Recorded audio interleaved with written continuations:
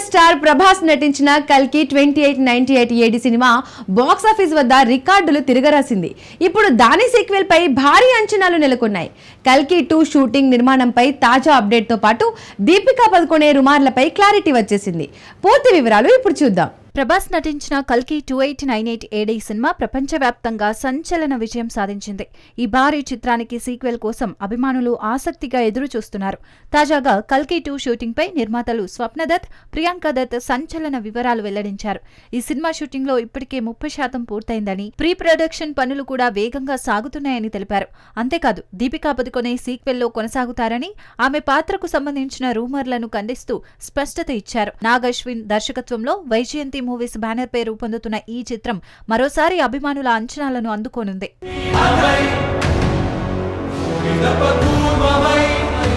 Power star Pawan Kalyan నటిస్తున్న హరిహర వీరమల్లు సినిమాపై అంచనాలు ఆకాశాన్ని తాకుతున్నాయి. ఆలస్యమైన ఈ చిత్రం హైప్ ను తిరిగి పెంచాలంటే ట్రైలర్ కీలకం.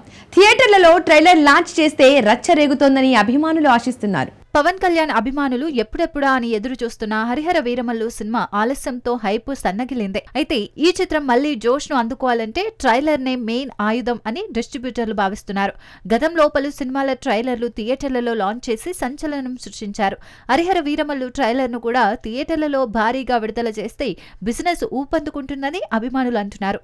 ఈ ట్రైలర్ ఒక్కటి సినిమాపై ఆసక్తిని రెట్టింపు చేయగలదని నమ్మకం. గతంలో టీజర్లు, గ్లిమ్స్లు వచ్చిన ట్రైలర్ కే అసలు ఊపు ఉంటుందని ట్రేడ్ వర్గాలు చెబుతున్నాయి. ఇప్పుడు మేకర్స్ ఈ వ్యూహాన్ని అమలు చేస్తే సినిమాకు ఊహించని రీచ్ వస్తుందని అంటున్నారు.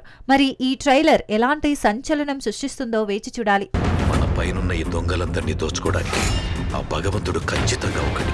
ప్రేమలు ఫేమ్ నెస్లన్ నటించిన జింకానా థియేటర్లలో మెప్పించింది. ఇప్పుడు ఈ చిత్రం ఓటీటీ రిలీజ్ కు రెడీ అయ్యింది. ప్రేమలు సినిమాతో తెలుగు, మలయాళ ప్రేక్షకుల హృదయాలను గెలుచుకున్న యువ హీరో నెల్సన్ మరోసారి తన కామెడీ టైమింగ్ తో అలరించేందుకు సిద్ధమయ్యాడు.